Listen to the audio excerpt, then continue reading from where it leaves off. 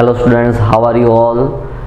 This is the second lecture of class 9 science of chapter number 12, sound.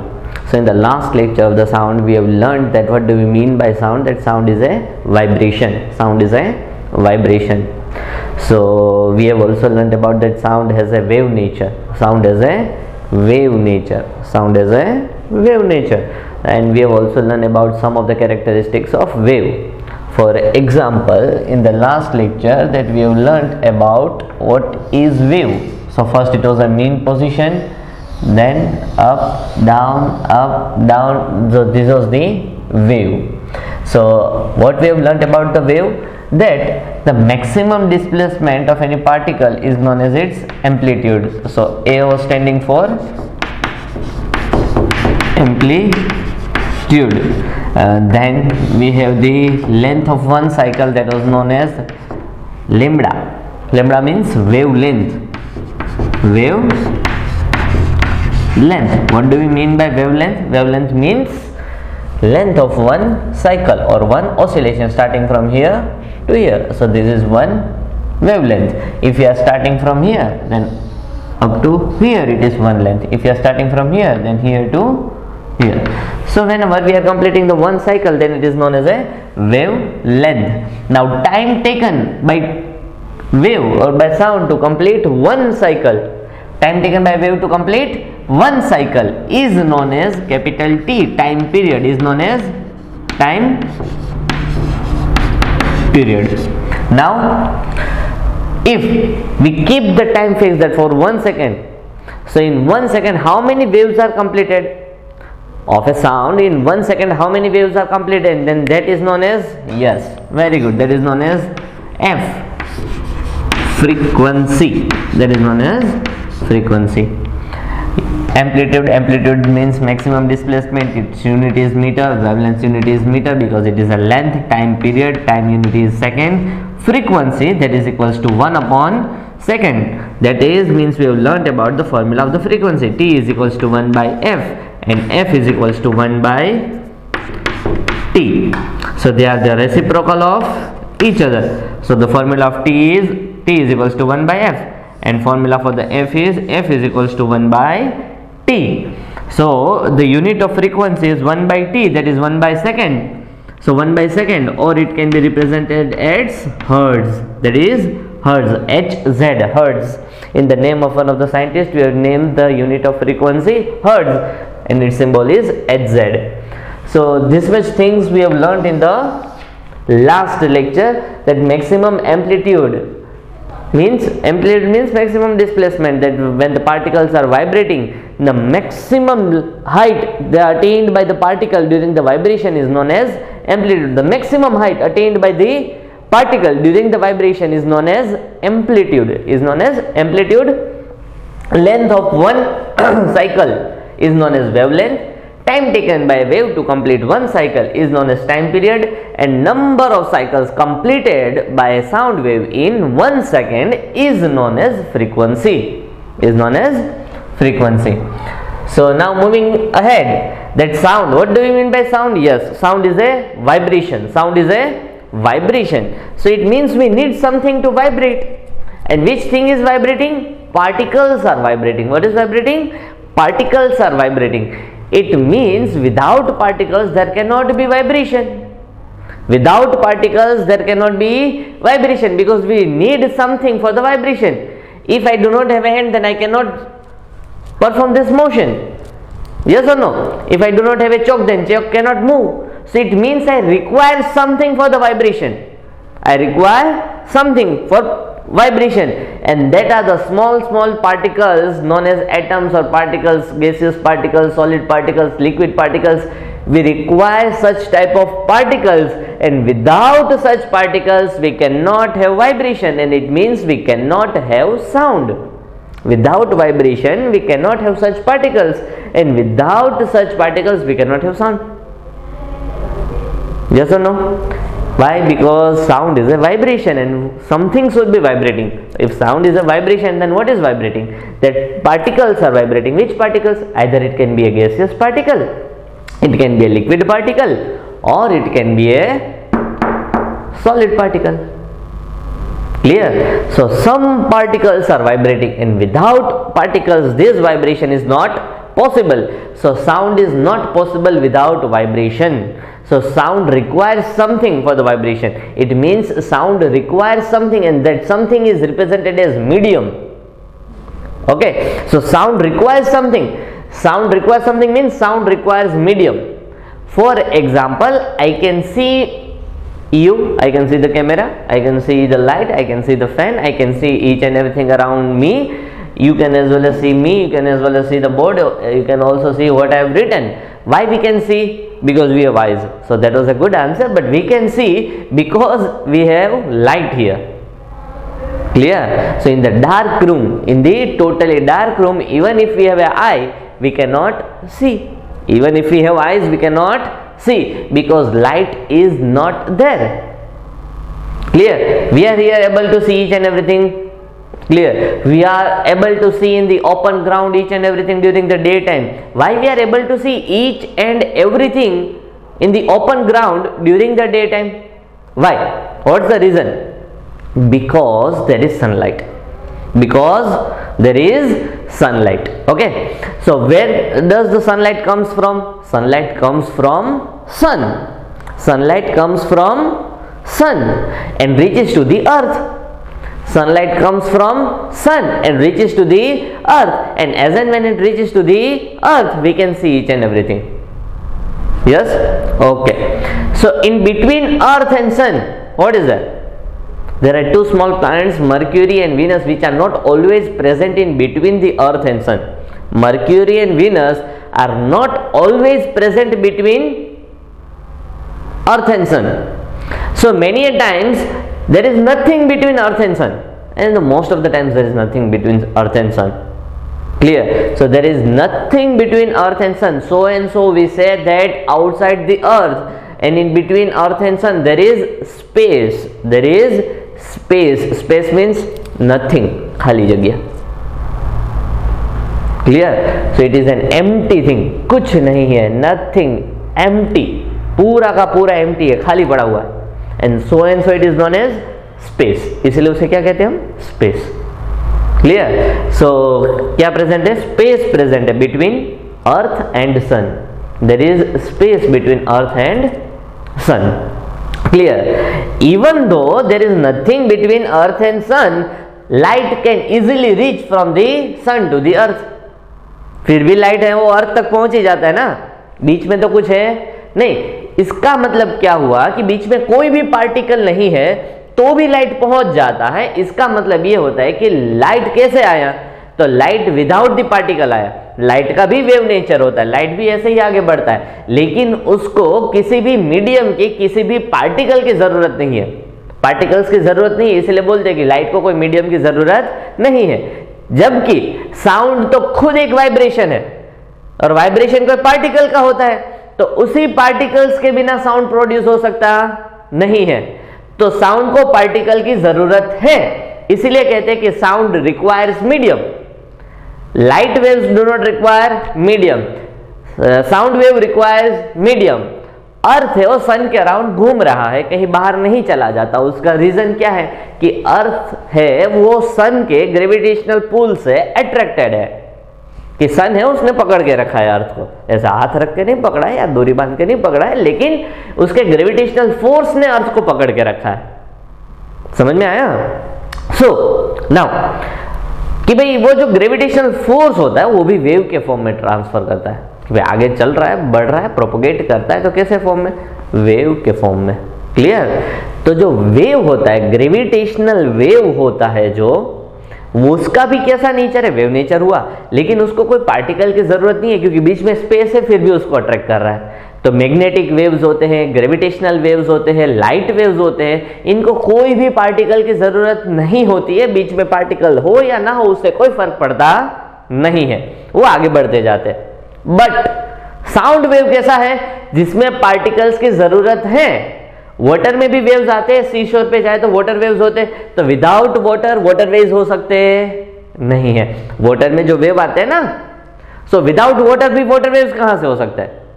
Air में भी ऐसे waves produce होते हैं. एयर करंट्स बोलते हैं उसको। क्या बोलते हैं? Air currents. तो विदाउट एयर वो एयर करंट्स नहीं हो सकते। तो कुछ ऐसे वेव्स होते हैं जिसमें कोई ना कोई पार्टिकल की जरूरत होती है, कुछ ऐसे वेव्स होते हैं जिसमें पार्टिकल की जरूरत नहीं होती है। कौन कौन से वेव्स के एग्जांपल हम दे सकते हैं जिसमें पार्टिकल की जरूरत नहीं है? Light waves, gravitational waves, magnetic waves जो मैग्नेट से प्रोड्यूस होता है। So this are the examples कि जिसमें कोई भी पार्टिकल की, कोई भी मीडियम की जरूरत नहीं है आगे बढ़ने के लिए। क्लियर? वो वैसे भी आगे बढ़ते जाते हैं। So it means we can say that there are waves which do not require medium, which do not require medium for the propagation. Medium का मतलब पार्टिकल की जरूरत नहीं है, प्रोपोगेशन का मतलब आगे बढ़ना। वो हमने लास्ट लेक्चर में डिस्कस किया था, प्रोपोगेशन मींस आगे बढ़ना। So there are waves which do not require any medium for the propagation. Example light waves, gravitational waves, magnetic waves. These are the waves which do not require medium for the propagation, and so these waves are known as non-mechanical waves. क्या कहते हैं? Non-mechanical waves. Sound waves जैसे waves होते हैं उनको vibrating particles की जरूरत होती है। It means sound wave requires medium for propagation. Sound wave requires medium for propagation. आगे बढ़ने के लिए उसको पार्टिकल की जरूरत है। कैसे बोलेंगे उसे, कैसे लिखेंगे उसे? That the waves which require medium for the propagation, the waves which require medium for the propagation are known as mechanical wave. तो हमारा जो साउंड वेव है वो कैसा वेव हो गया? तो साउंड वेव है वो हो गया मैकेनिकल वेव। क्या हो गया? Mechanical wave. And what do we mean by mechanical wave? It means the waves which require medium for the propagation are known as mechanical waves. Sound waves क्या हुआ?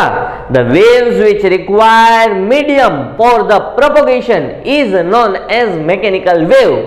Example sound waves. इसका मतलब आप जोर जोर से चिल्लाओ, किसी के कान फाड़ दो, लेकिन यहां पे तो सही है। अगर आप स्पेस में जाके चिल्लाते हो then it doesn't mean anything, क्योंकि दूसरे को सुनाई नहीं देगा। Why? Because in space, why we call it space? Because it is empty, खाली जगह पड़ी है। There is a space in space. Clear? So sound wave cannot produce vibration there. किसको भेजेगा आगे? वाइब्रेशन तो कोई पार्टिकल का होता है, तो पार्टिकल तो है ही नहीं, तो आगे कैसे बढ़ेगा? सो इन स्पेस साउंड वेव आगे बढ़ सकता नहीं है, बिकॉज वहां पे कोई पार्टिकल नहीं है और साउंड वेव को पार्टिकल चाहिए। इट मीन साउंड वेव को मीडियम चाहिए, और स्पेस में तो कोई मीडियम है नहीं, तो साउंड वेव आगे बढ़ सकता नहीं है। हमने लास्ट लेक्चर में वो भी डिस्कस किया था साउंड कैसे आगे बढ़ता है, कि जैसे कहीं पे भी कोई सोर्स होगा कि जैसे प्रोड्यूस हुआ तो वो पार्टिकल्स वाइब्रेट करना स्टार्ट करेंगे, उसके साथ में कांटेक्ट में गैसेस, पहले स्टार्ट कौन सा हुआ? सॉलिड पार्टिकल्स ने वाइब्रेट करना शुरू किया, उसके साथ गैसेस पार्टिकल्स कांटेक्ट में थे तो उसने वाइब्रेशन उसको पास किया, उसने दूसरे गैसेस पार्टिकल को ट्रांसफर किया, उसने तीसरे पार्टिकल को ट्रांसफर किया, fourth particle, fifth particle, up to over years. जब तक हमारे कान तक नहीं पहुंच जाता तब तक वो वाइब्रेशन पास ऑन होता रहता है, और ये बहुत ही क्विक प्रोसेस है। कैसा प्रोसेस है? बहुत ही जल्दी हो जाता है। जैसे ही हमने यहाँ पे कोई चीज टकराई, जैसे कोलाइड किया, तो पार्टिकल्स वाइब्रेट करना शुरू किए, उसके नजदीकी पार्टिकल्स को उसने वाइब्रेशन ट्रांसफर किया, करते गए एक दूसरे को, दूसरा तीसरे को, तीसरा चौथे को, जब तक हमारी ईयर्स तक नहीं पहुंच जाता तब तक। ये बहुत क्विक प्रोसेस होता है, इसीलिए मैं यहाँ पे जैसे टकराता हूँ सीधा आवाज पहुंच जाता है। क्लियर हो? वाइब्रेशन पास ऑन होते होते जल्दी हो जाता है। क्लियर? आए समझ में? पता चला? So sound wave is a mechanical wave, क्योंकि उसमें पार्टिकल्स की जरूरत होती है। क्लियर? तो मैकेनिकल वेव्स है तो साउंड वेव में जहां जहां पे भी पार्टिकल होगा वहां पे साउंड वेव पास हो सकता है। अगर आप सोचो कि मेरे पास ये चॉक पीस है, मुझे क्लास में सभी स्टूडेंट्स को एक गेम खिलवाना है जिसमें ये चॉक पीस हम पास करेंगे टर्न बाय टर्न। क्लियर? क्या करेंगे? Chalk piece turn by turn pass करेंगे। अगर आप लोग नजदीक बैठे हो तो ये चॉक पीस पास करना इजी रहेगा, कि आप 2-2 3-3 बेंच दूर बैठे हो, 2-2 3-3 बेंच दूर बैठे हो, तो ये चॉक पीस पास करना इजी रहेगा। पास करना है, फेंकना नहीं है। क्लियर? तो अगर 2-2 3-3 बेंच बैठे हो तो भाई खड़ा हो गए, ये भाई तू ले, ये भाई तू ले, और नजदीक बैठे तो ले पकड़, वो दूसरे को पकड़ पकड़ पकड़ पकड़। तो नजदीक बैठे होंगे तो ये पास करना इजी हो जाएगा, दूर बैठे तो उतना इजी होगा नहीं। क्लियर? कोई भी चीज आपको पास करनी है तो अगर आपके कोई नजदीक होगा तो आप पास इजीली कर सकते हो। लेकिन अगर कोई दूर बैठा है तो उसमें आप पास इजीली नहीं करोगे, उसमें थोड़ा टाइम लगेगा, स्पीड कम हो जाएगी राउंड घूमने की। नाउ ये चीज याद आ गई, समझ में आ गई? तो थोड़ा सा दिमाग लगाओ और बताओ कि भाई अगेन कि भाई साउंड का जो स्पीड है, साउंड वेव की जो स्पीड है वो किस में ज्यादा होगी? गैस में, लिक्विड में या तो सॉलिड में? कौन से स्टेट में या कौन से टाइप के कंपाउंड में, गैस, लिक्विड या सॉलिड में साउंड की स्पीड सबसे ज्यादा होगी? क्लियर? तो ज्यादातर लोगों का आंसर आया गैस में, क्योंकि हम गैस की वजह से सुन सकते हैं। लेकिन ऐसा होगा नहीं, कुछ लोगों का सही आया, वेरी गुड। जैसे कि साउंड, जैसे कि सॉलिड साउंड में जल्दी से जाता है। क्यों?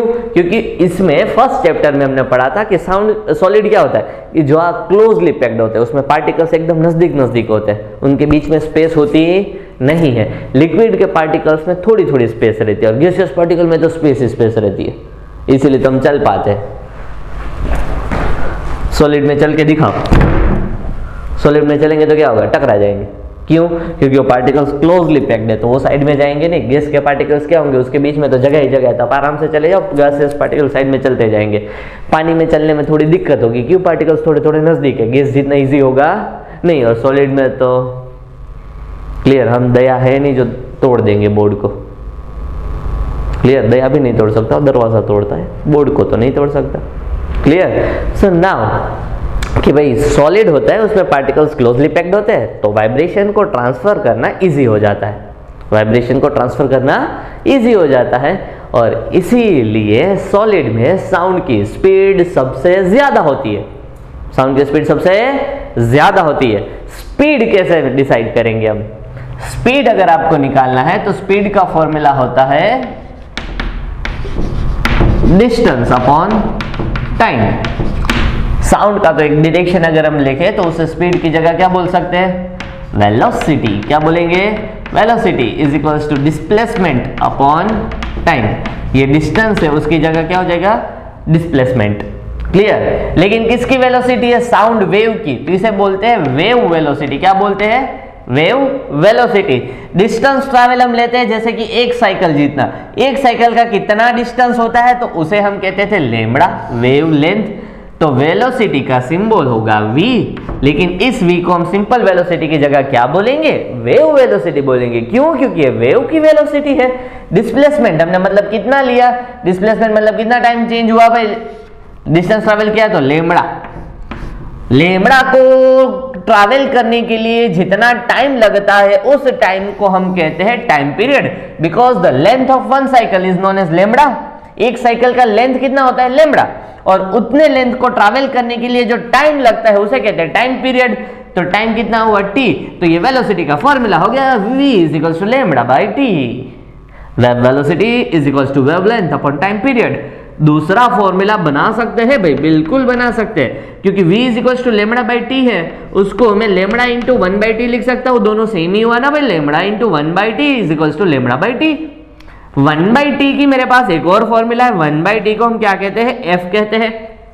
सो v is equals to lambda और t की 1 बाई टी की जगह f। 1 बाई f नहीं होगा, क्योंकि 1 बाई टी की जगह ये f लिखेंगे तो ये पूरा हट जाएगा, और 1 बाई टी की जगह क्या आ गया? f, that is lambda into f, that is lambda f। Lambda LEMBDA, lambda.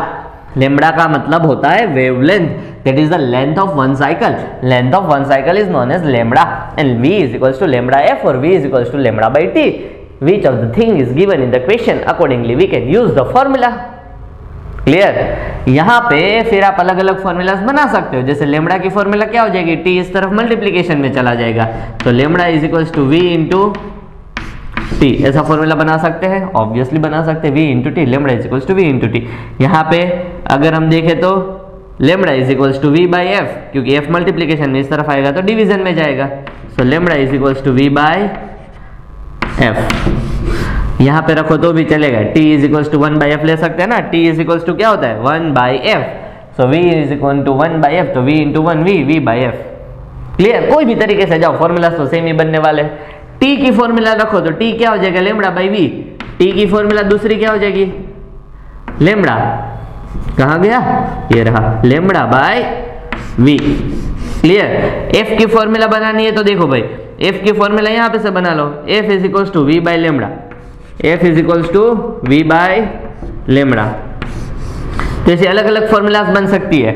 अगर आपको वेवलेंथ एंड वेलोसिटी दिया है तो t is equals to lambda by v करना है। अगर आपको फ्रीक्वेंसी दिया है, क्या दिया है, फ्रीक्वेंसी माने एफ, तो सीधी ही टी की फॉर्मूला हो जाती है, t is equals to 1 by F.